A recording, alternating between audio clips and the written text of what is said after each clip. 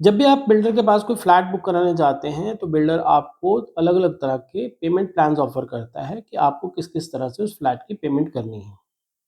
आपको चुनना होता है वो पेमेंट प्लान जो आपकी जेब के हिसाब से और आपके सर्कमस्टेंसेस के हिसाब से आपके लिए सबसे बेहतर हो।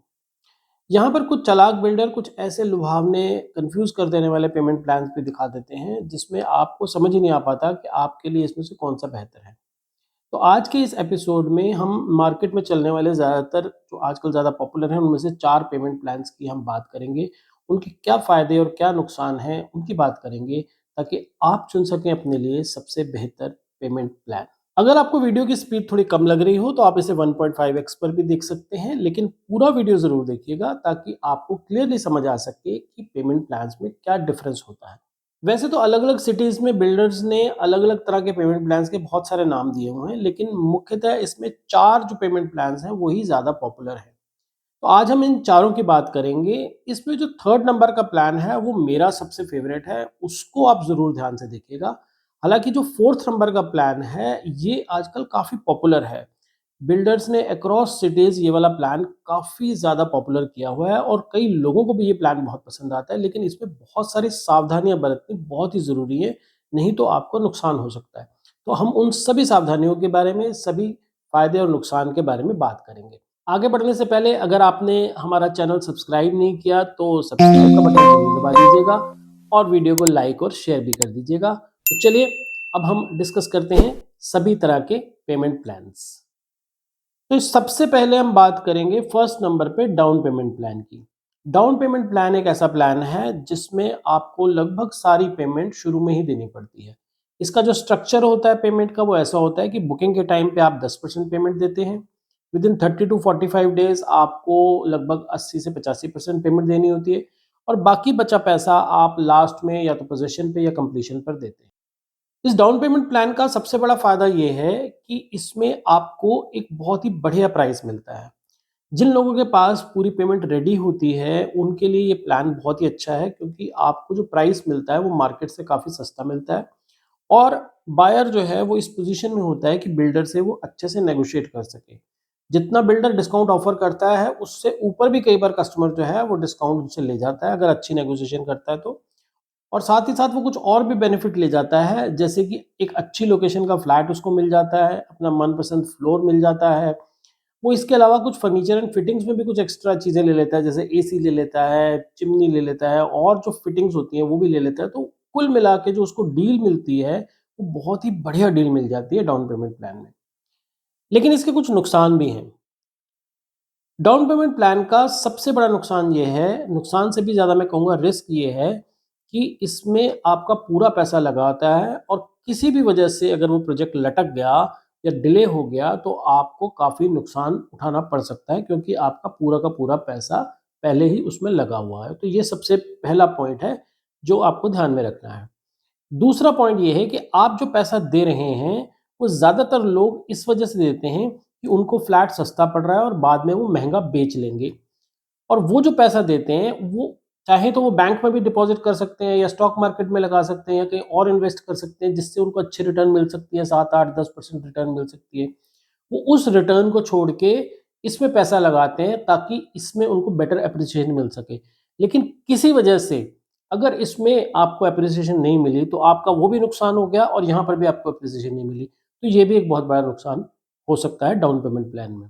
तीसरा सबसे बड़ा नुकसान डाउन पेमेंट प्लान का ये है कि आपको इसमें से एग्ज़िट करना ईज़ी नहीं होता। मतलब आप अगर इसे रीसेल करना चाहें तो आपको ये ईज़िली ऐसा बायर बहुत कम मिलेंगे जो कि आपको पूरा का पूरा पैसा वापस कर पाएँ। अगर आपने 10 या 15% पेमेंट की होती तब तो आपको ईज़िली रीसेल में ऐसे बायर मिल जाएँगे। लेकिन जब आपने डाउन पेमेंट की होती है तो आपको ईज़िली ऐसा बायर मिलता नहीं है जो कि आपको पूरी की पूरी पेमेंट अपफ्रंट दे दे। तो इसलिए इसमें रीसेल होने में भी बहुत दिक्कत होती है। तो आपने अगर डाउन पेमेंट प्लान लेना है तो ये चीज़ सोच लीजिएगा कि आपको ये 3 प्रॉब्लम्स इसमें हो सकती हैं। दूसरा एक पेमेंट प्लान जो काफ़ी चलन में है, उसको बोलते हैं टाइम लिंक्ड पेमेंट प्लान। इसमें बिल्डर जो पेमेंट प्लान बनाता है, वो कुछ ऐसा बनाता है कि आपको 10% पेमेंट शुरू में देनी होती है और फिर वो 6-6 महीने या साल-साल की इंस्टॉलमेंट बना देता है कि आपको इतने टाइम में ये पूरा पैसा देना है। इर्रिस्पेक्टिव ऑफ कि उसने वो कंस्ट्रक्शन पूरी की है या नहीं की है, लेकिन आपकी कमिटमेंट हो जाती है कि आपको इतने टाइम में वो पैसा देना है। इस पेमेंट प्लान का सबसे बड़ा नुकसान ये है कि अगर आपने पैसा दे दिया और बिल्डर ने कंस्ट्रक्शन नहीं की, तो आपका पैसा अटक सकता है। अक्रॉस इंडिया बहुत सारे बिल्डर्स ने इस तरह के time linked payment plan customers को ऑफर किए थे और कस्टमर्स ने लिए भी थे, लेकिन बिल्डर ने अपना काम कंप्लीट नहीं किया। और मैं जानता हूँ कई ऐसे बिल्डर्स को जिनके 10-10 साल हो गए हैं, लेकिन आज तक भी वो फ्लैट्स लोगों को नहीं मिल पाए, जबकि कस्टमर अपनी पूरी पेमेंट दे चुका है। वो बेचारा अपना घर भी जो रेंट रहता है वो रेंट पे रहता है, वो रेंट भी देता है, वो लोन की भी इंस्टॉलमेंट देता है, जिससे कि उसने पूरा का पूरा पैसा बिल्डर को दे दिया है। तो टाइम लिंक्ड प्लान जो है बहुत ही रिस्की प्लान होता है। हरियाणा में अफोर्डेबल हाउसिंग में भी टाइम लिंक्ड प्लान हुआ करता था, क्योंकि आज से 4-5 साल पहले गवर्नमेंट ने इसी वजह से बंद कर दिया कि उसमें बिल्डर कस्टमर से पैसा ले लेता था, लेकिन पूरा का पूरा प्रोजेक्ट जो है वो उसका लटक जाता था। आज भी ऐसे बहुत सारे प्रोजेक्ट्स हैं जो लटके हुए हैं सिर्फ टाइम लिंक्ड पेमेंट प्लान में, जिसमें कस्टमर्स पूरा पैसा दे चुका है लेकिन बिल्डर ने वो प्रोजेक्ट कंप्लीट नहीं करे हैं। तो गवर्नमेंट ने इसको चेंज कर दिया, इस प्लान को ही बंद कर दिया। तो आजकल वैसे काफ़ी बिल्डर्स ने इस प्लान को बंद कर दिया हुआ है, लेकिन अगर आपको कोई ऐसा बिल्डर प्लान ऑफर कर रहा है, तो आप ध्यान रखिएगा कि आपको टाइम लिंक्ड पेमेंट प्लान बिल्कुल भी नहीं लेना है। थर्ड नंबर पे हम डिस्कस करेंगे जो सबसे पॉपुलर पेमेंट प्लान है, जैसा कि मैंने शुरू में ही आपको बताया था, मेरा भी फेवरेट प्लान वही है, जिसको बोलते हैं हम कंस्ट्रक्शन लिंक पेमेंट प्लान। इस प्लान में बिल्डर को पैसा तभी मिलता है जब वो एक सर्टेन लेवल तक कंस्ट्रक्शन कंप्लीट कर लेता है। इसमें आपको शुरू में 1 या 2 इंस्टॉलमेंट जो है 20 या 25% पैसा तो आपको टाइम लिंक देना पड़ता है। जैसे कि आपने बुकिंग पे 10% दे दिया, बाकी जब बिल्डर बायर एग्रीमेंट साइन होता है 1 या 2 महीने में, तो बाकी का आपको 15% देना पड़ता है। लेकिन उसके बाद की जितनी भी पेमेंट्स होती हैं, वो आपको पूरा शेड्यूल मिल जाएगा कि फाउंडेशन पे आपको इतना पैसा देना है, इस पर्टिकुलर फ्लोर की स्लैब पे आपको इतना पैसा देना है, सेकंड फ्लोर की स्लैब पर इतना पैसा देना है, जब ओसी आ जाएगा तो आपको इतना पैसा देना है, जब पोजेशन आ जाएगा तो आपको इतना पैसा देना है। तो इसमें सारी की सारी जो पेमेंट होती है वो कंस्ट्रक्शन लिंक्ड होती है, तो इसमें रिस्क फैक्टर बहुत ही कम होता है। अगर आपने इस प्लान के अंडर होम लोन भी लिया हुआ है, तो बैंक भी बिल्डर को पेमेंट तभी रिलीज करता है जब बिल्डर उस कंस्ट्रक्शन तक पहुंच जाता है। मतलब अगर बिल्डर ने लिखा है कि मैं 4th फ्लोर की स्लैब पर आपसे इतने पैसे मांगूंगा, तो बैंक के लोग जाएंगे और चेक करेंगे कि वाकई इसने कर दिया या नहीं कर दिया। अगर कर दिया होता है तभी बैंक उसको पेमेंट रिलीज करता है, नहीं तो बैंक उसको पेमेंट रिलीज नहीं करता है।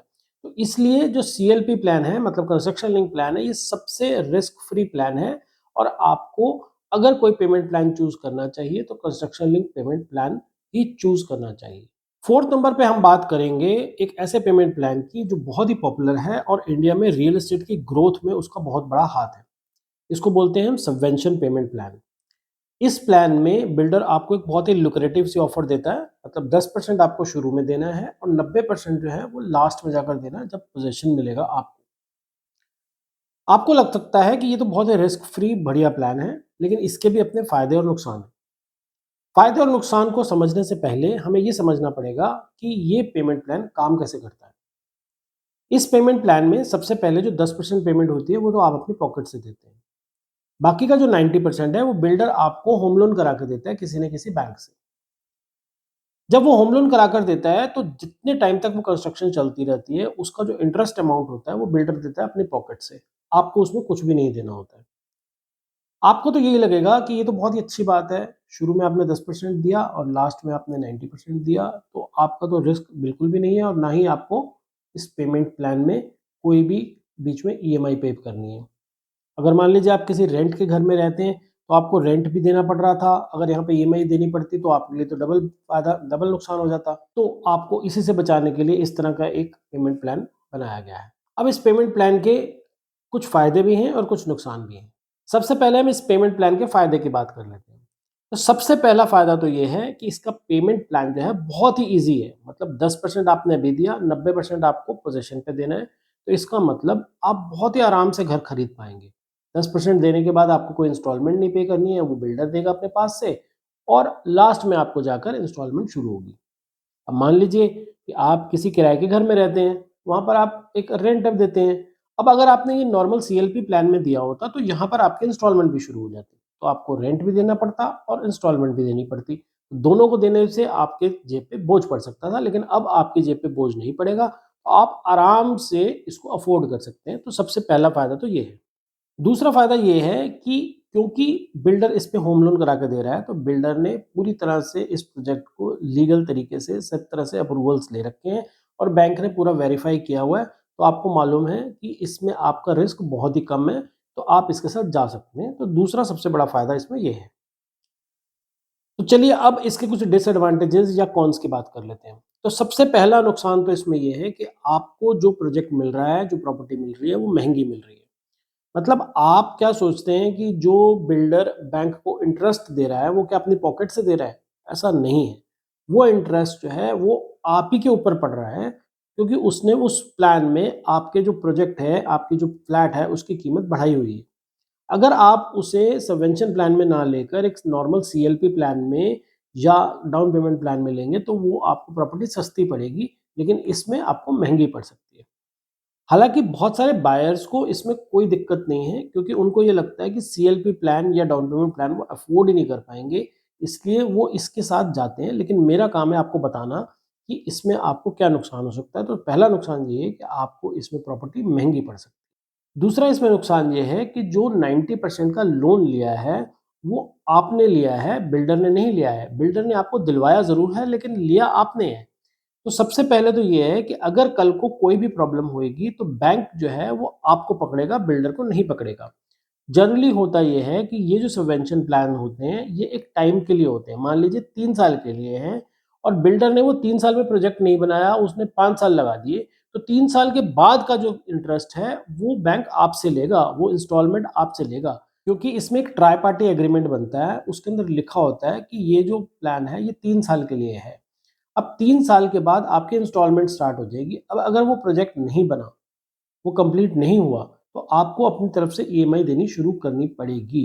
तब वो बिल्डर आपको बचाने के लिए नहीं आएगा, ना ही बैंक आपकी बात सुनेगा, क्योंकि ये लोन आपने लिया है, बिल्डर ने नहीं लिया है। तो आपको इस बात का ध्यान रखना पड़ेगा। थर्ड पॉइंट जो सबवेंशन प्लान में आता है, उसको बहुत ही ध्यान से समझने की ज़रूरत है। हुआ ये कि कुछ साल पहले तक बिल्डर्स ने इस सबवेंशन प्लान के थ्रू बहुत ज़्यादा माल बेचना शुरू किया और इससे एक बहुत सारी आर्टिफिशियल डिमांड क्रिएट हो गई, क्योंकि बहुत सारे लोग जो अफोर्ड नहीं कर पा रहे थे घर, वो उन्होंने भी लेना शुरू कर दिया और बहुत सारे इन्वेस्टर्स भी आ गए, क्योंकि उनको लगा कि पहले 10% दे देते हैं, उसके बाद तो 90% देना है, बाद में बीच में अगर हमारा ये रेट बढ़ गया तो हम इसको रीसेल कर देंगे। तो बहुत सारा इसमें इन्वेस्टमेंट आना शुरू हो गया और इससे क्या हुआ कि प्राइस राइज होने शुरू हो गए। 2019 में गवर्नमेंट ने, आरबीआई ने इस तरह के सभी पेमेंट प्लान्स पे, सबवेंशन प्लान्स पे रोक लगा दी। लेकिन बिल्डर तो बिल्डर है, उसने इसका लूप होल ढूंढ लिया। आरबीआई ने जो रोक लगाई थी, वो ये लगाई थी कि बिल्डर जो है वो इंटरेस्ट जो इंस्टॉलमेंट है वो बिल्डर नहीं पे करेगा, ये कस्टमर को ही पे करनी पड़ेगी और हम इस तरह के कोई भी ट्राई पार्टी एग्रीमेंट नहीं करेंगे। बिल्डर ने जो इसका तोड़ निकाला वो ये निकाला कि ठीक है जी, आप होम लोन लीजिए और जो ईएमआई आप भरेंगे वो ईएमआई मैं आपको दूंगा, मतलब मैं आपको 1090 का प्लान दूंगा। 1090 का प्लान में ये है कि आप 10% दीजिए, 90% जो है वो बैंक हमारे को दे देगा, लोन हम बैंक से ले लेंगे, अमाउंट हमारे को बैंक से डिसबर्स हो जाएगा और जो आप इंटरेस्ट पे करेंगे बैंक को, वो हम आपको अलग से रिएम्बर्स कर देंगे इन फॉर्म ऑफ इंटरेस्ट या इन फॉर्म ऑफ रेंट। आपने बहुत सारी स्कीम्स, बहुत सारी एडवर्टाइजिंग देखी होगी कि आप अभी घर ले लीजिए और इतने टाइम तक, जब तक आपको पोजेसन नहीं मिलेगा, तब तक हम आपको रेंट भी देंगे। तो वो रेंट क्या है? वो रेंट इसीलिए दे रहा है वो कि आप जो होम लोन लेंगे, उस पे जो आप इंटरेस्ट पे करेंगे, वो आपको रिएम्बर्स कर रहा है। ठीक है? अब इसमें समझने वाली बात ये है कि सबसे पहली बात तो ये है कि उसमें रिस्क तो आप ही का है। लोन तो आप ही ने लिया है। बिल्डर ने अगर प्रोजेक्ट डिले कर दिया, तो लोन तो आपने ले ही लिया है। तो वो तो आपके ऊपर ही पड़ेगी, जितनी भी उसकी लीगल इश्यूज़ अगर कोई आए कल को, या उसकी इंस्टॉलमेंट जो पे करनी पड़ेगी, वो तो आप ही को पे करनी पड़ेगी। दूसरी इसमें प्रॉब्लम ये है कि जो बिल्डर आपको पैसा दे रहा है हर महीने, बेशक वो 25,000 एज़ अ इंटरेस्ट दे रहा है या वो एज़ अ रेंट दे रहा है, तो वो आपकी इनकम में कैलकुलेट होगा। जब आप अपने सीए से बात करेंगे, तो वो बताएगा ये आपकी तो इनकम है, क्योंकि आप तो एक रेंट ले रहे हैं या आप इंटरेस्ट ले रहे हैं, तो आपकी तो इनकम बन गई। अगर आपकी वो इनकम बन गई, तो उस पे टैक्स भी तो लगेगा। उसके अलावा तो बात नहीं बनेगी ना, टैक्स भी तो देना पड़ेगा। तो उस इनकम के हिसाब से आपका जो भी टैक्स स्लैब बनेगा, उसके अंदर आपको स्लैब में टैक्स भी देना पड़ेगा। तो इसलिए सबवेंशन प्लान में भी बहुत सारी बातें जो होती हैं, हिडन बातें होती हैं, उनको समझना पड़ता है। इसलिए मैं यही आपको सजेस्ट करूँगा कि सबवेंशन प्लान भी लेने से पहले आप उसको पूरी तरह से अच्छे से स्टडी करिए और तभी सबवेंशन प्लान में जाइए। अदरवाइज़ सबवेंशन प्लान आपको बहुत नुकसान भी दे सकता है। बेटर मैं ये आपको यही बोलूँगा कि अगर आपने लेना है तो सीएलपी प्लान में लीजिए। लेकिन अगर आपकी कोई ऐसी सिचुएशन है जिसमें आपको घर लेना ही है और आप नहीं अफ़ोर्ड कर पा रहे हैं, तो आप सबवेंशन प्लान में जा सकते हैं, लेकिन सबवेंशन प्लान को डिटेल में समझने के बाद ही आपको एक सबवेंशन प्लान के लिए जाना चाहिए, क्योंकि ये रिस्की हो सकता है। आई होप कि आज के एपिसोड में जो हमने पेमेंट प्लान्स का डिस्कशन किया, उससे आपको पेमेंट प्लान को समझने में काफ़ी आसानी होगी और आप अपने लिए एक बेहतर पेमेंट प्लान चूज़ कर सकेंगे। आपके अगर कोई सवाल हो, कोई कमेंट हो, तो नीचे कमेंट बॉक्स में लिखिएगा, मैं पूरी कोशिश करूँगा उसका जवाब देने की। उम्मीद करता हूँ कि आज का वीडियो आपको अच्छा लगा होगा। लाइक का बटन दबा देंगे तो मुझे अच्छा लगेगा। सब्सक्राइब का बटन भी दबा दीजिएगा। इस तरह के इन्फॉर्मेटिव वीडियोज़ लेकर मैं आता रहता हूँ। चलिए मिलते हैं फिर अगले वीडियो में, तब तक के लिए गुड बाय।